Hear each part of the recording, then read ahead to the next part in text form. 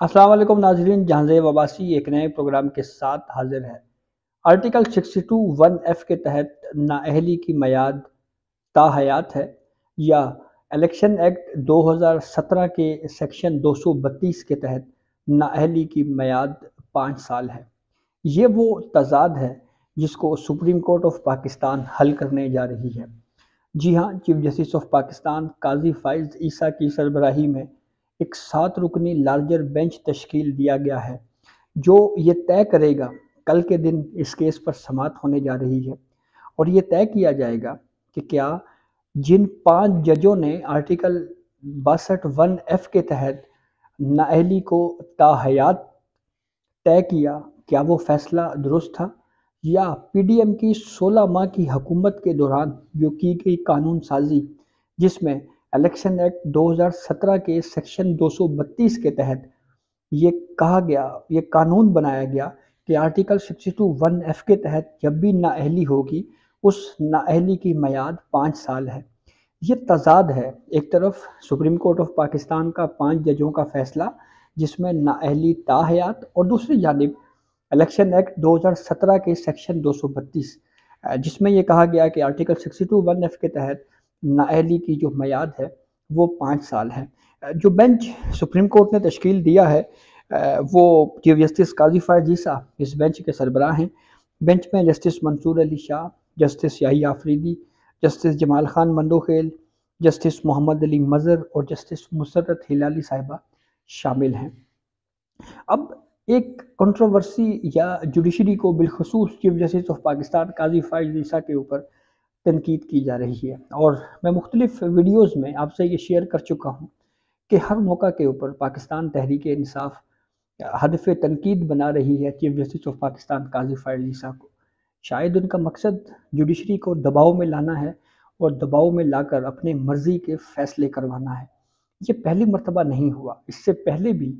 عدلیہ کے خلاف اس طرح کی مہم جو ہے وہ چلائی جاتی رہی ہے۔ تو پہلی تنقید یہ ہو رہی ہے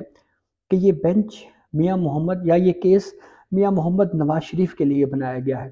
حالانکہ کاغذات نامزدگی میاں محمد نواز شریف کے ایکسیپٹ ہو چکے ہیں۔ اس کے خلاف ٹربیونل میں ایک درخواست ضرور آئی ہے، لیکن وہ ٹربیونل نے آزادانہ طور کے اوپر اس کو طے کرنا ہے، اس کا فیصلہ کرنا ہے۔ تو یہ کیس براہ راست لنک نہیں کرتا میاں محمد نواز شریف سے۔ یہ کیس سپریم کورٹ میں آیا کیسے؟ سپریم کورٹ میں مختلف الیکشنز میٹرز زیر سماعت تھی جو 2018 کی اپیلی تھی، اور اس میں ایک پٹیشنر تھے کیسرانی، ان کی جانب سے یہ موقف اختیار کیا گیا کہ ہمیں فیک ڈگری کے ایشو میں تاحیات نااہل کیا گیا ہے۔ تو اس کے اوپر پھر چیف جسٹس قاضی فائز عیسیٰ نے یہ کہا کہ اب تو 62(1)(f) کے تحت نااہلی جو ہے وہ تاحیات نہیں ہے، بلکہ اب تو قانون جس میں الیکشن ایکٹ 232 انٹروڈیوس کروایا گیا ہے الیکشن ایکٹ کا، اس کے تحت تو نااہلی 5 سال ہے۔ تو کہیں ایسا نہ ہو کہ الیکشنز آ رہے ہیں اور الیکشن سے پہلے جو نومینیشنز پیپرز کا جو سلسلہ ہے، اس پہ کہیں اس بنیاد کے اوپر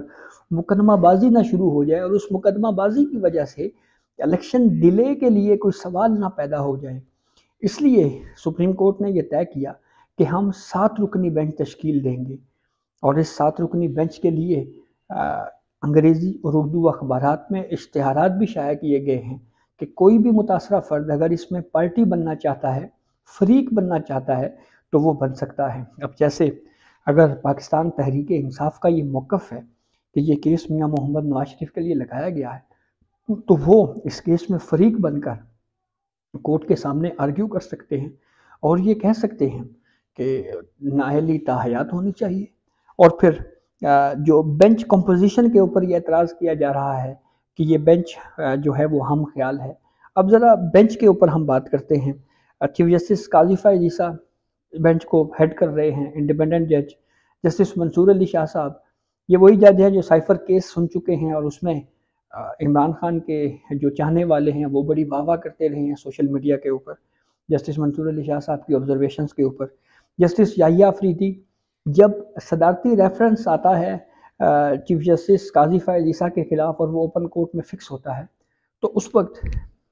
جسٹس قاضی فائز عیسیٰ بطور درخواست گزار ذاتی حیثیت میں آرگیو کرتے ہیں، اور ذاتی حیثیت میں آرگیو کرنے کے اوپر جسٹس یحییٰ افریدی اس وقت بینچ میں یہ اپنا ایڈیشنل نوٹ دیتے ہیں کہ ایک جج کو جو ہے وہ ذاتی حیثیت میں آرگیو نہیں کرنا چاہیے، کیونکہ ان کے پاس پھر آگے چل کے انہوں نے چیف جسٹس بننا ہے اور انہوں نے کیسز بھی سننے ہیں، ایک انڈیپینڈنٹ جج۔ پھر اس کے بعد جسٹس امین الدین خان، یہ زبردست جج۔ جسٹس جمال خان بندوخیل بالکل انڈیپینڈنٹ جج ہیں۔ پھر اس کے بعد جسٹس محمد علی مظہر صاحب، یہ وہ جج ہیں جو جب عمر عطا بندیال صاحب چیف جسٹس تھے تو ہر اہم کیس میں ان کے بینچ میں حصہ ہوتا تھا، وہ شامل ہوتے تھے، یہ بھی ایک آزاد جج ہیں۔ اور پھر جسٹس مسرت ہلالی صاحبہ، جسٹس مسرت ہلالی صاحبہ وہ جج ہیں جب ملٹری کورٹس انٹرا کورٹ اپیلوں پر سماعت ہوئی تو جن 6 ججز نے اس کیس کو سنا اور پھر اس کے بعد فوجی عدالتوں میں سویلین کے ٹرائل کو کالعدم قرار دینے کے فیصلے کو سپریم کورٹ نے جب سسپینڈ کیا انٹرا کورٹ اپیلوں میں، اس وقت جسٹس مسرت ہلالی صاحبہ نے اس سے اختلاف کیا اور یہ کہا کہ پہلے نوٹسز جاری ہونے چاہیے، اور یہ وہی جسٹس مسرت ہلالی صاحبہ ہیں جن کے بارے میں تحریک انصاف یہ کہتی رہی ہے کہ یہ بڑی دبنگ جج ہیں، بہت آزاد جج ہیں۔ تو یہ ایک بڑا زبردست بینچ جو ہے وہ بنایا گیا ہے اور وہ اب اس بات کا تعین کرے گا کہ کیا ہونے جا رہا ہے۔ اچھا، اب ایک سوال بڑا امپورٹنٹ ہے کہ آرٹیکل 62(1)(f) کے تحت نااہلی کی میعاد تا حیات کیسے ہوئی،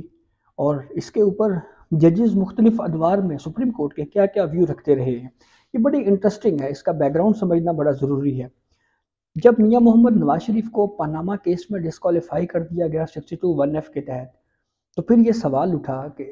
آرٹیکل 62(1)(f) کے تحت نااہلی کی میعاد کیا ہوگی۔ سمیع اللہ بلوچ کیس میں اس وقت کے چیف جسٹس تھے میاں ثاقب نثار، انہوں نے اپنی سربراہی میں ایک 5 رکنی بینچ تشکیل دیا۔ اس بینچ میں جسٹس عمر عطا بندیال بھی تھے، جسٹس اعجاز الاحسن بھی تھے، جسٹس شیخ عظمت سعید بھی تھے اور جسٹس سجاد علی شاہ بھی تھے۔ ان 5 ججوں نے یہ کیس سنا اور 4 ججوں کی اکثریت سے یہ فیصلہ دیا گیا کہ آرٹیکل 62(1)(f) کے تحت نااہلی کی میعاد تا حیات ہے۔ جسٹس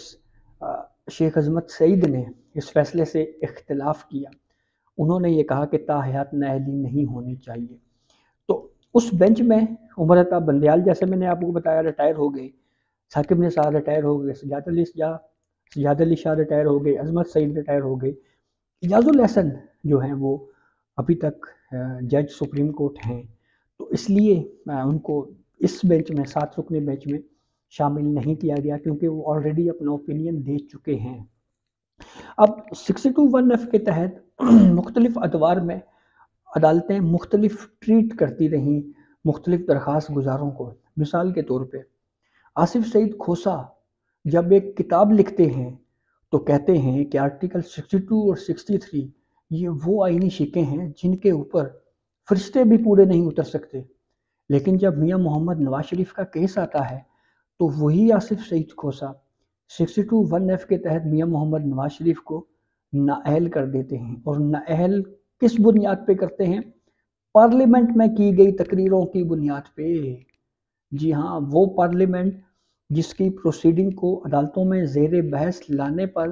آئینی طور پہ پابندی عائد ہے، جس طرح سے جو ہے وہ، لیکن آصف سعید کھوسا صاحب نے پارلیمنٹ میں کی گئی تقریروں کو بنیاد بنایا اور میاں محمد نواز شریف کو نااہل کر دیا۔ اچھا، اب یہ تا حیات نااہلی کا جو اصول طے کیا گیا ثاقب نثار کی سربراہی میں 5 رکنی بینچ نے، یہ فیصلہ عمر عطا بندیال صاحب نے لکھا، لیکن پھر جب وقت تبدیل ہوا، فیصل واوڈا کی دوہری شہریت کا کیس آیا اسلام آباد ہائی کورٹ سے ہو کر سپریم کورٹ میں، تو یہی عمر عطا بندیال یہ کہتے ہوئے دکھائی دیے کہ آرٹیکل 62(1)(f) جو ہے یہ تو بڑی ڈریکونین پروویژن ہے، یعنی یہ بڑی خونخوار قسم کی شک ہے، اور حالانکہ وہ شاید یہ بھول گئے تھے کہ یہ ڈریکونین پروویژن جو ہے اس کو مزید ڈریکونین کس نے بنایا؟ عمر عطا بندیال صاحب کے لکھے گئے اس فیصلے سے بنی جس میں یہ کہا گیا کہ آرٹیکل 62(1)(f) کے تحت نااہلی کی سزا جو ہے وہ تا حیات ہوگی، اور کسی سیاستدان کو تا حیات نااہل کرنا اس کی ایک طرح سے سیاسی موت ہے، لیکن چونکہ اس وقت پولیٹیکل انجینئرنگ بڑے عروج کے اوپر تھی، تو اس لیے جناب انہوں نے اس وقت نااہلی حیات کر دی۔ بعد میں ان کو خیال آیا کہ یہ تو بڑا غلط ہو گیا، اور پھر اس کے بعد انہوں نے جناب یہ کہنا شروع کر دیا کہ یہ بڑی ڈریکونین پروویژن ہے۔ تو مختلف ادوار میں آرٹیکل 62(1)(f) کے حوالے سے جوڈیشری کا اور انڈیویجول ججز کا جو ویو ہے وہ تبدیل ہوتا رہا۔ وہ ججز جو بینچ میں بیٹھ کے کوئی فیصلہ کرتے رہے، ماضی میں کچھ کہتے رہے، تو یہ ایک اچھی چیز ہے کہ ایک مرتبہ پھر سپریم کورٹ یہ طے کرنے جا رہی ہے، اور آج کی سپریم کورٹ وہ والی سپریم کورٹ نہیں ہے جو پارلیمنٹ کے بنائے ہوئے ہر قانون کو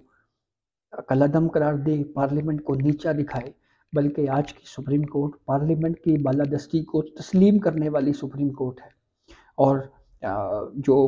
5 سال کی نااہلی کی مدت ہے، اگر یہی فیصلہ برقرار رہتا ہے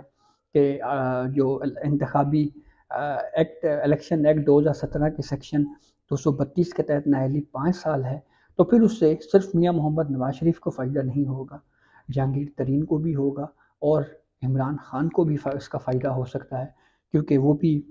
جو ہے وہ آرٹیکل 62(1)(f) کے تحت ہٹ ہوتے ہیں۔ تو کافی اہم کیس ہے جس کی کل 11:30 بجے سماعت ہونے جا رہی ہے۔ تو یہ اب تک کی اپڈیٹ تھی جس سے ہم نے آپ کو آگاہ کیا۔ بہت شکریہ۔